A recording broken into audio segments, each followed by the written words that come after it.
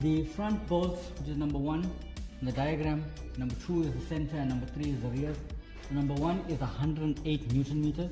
If you have an M3, they are smaller, but there's 56 Newton meters, and then it's 90 degrees. But for these ones, it's 108 Newton meters basic. And then the rear, the center and the rear, it's 56 Newton meters plus 90 degrees angle. We're using the lower speed on the gun, just so that the bolts goes in. I don't put too much strain on the torque wrench.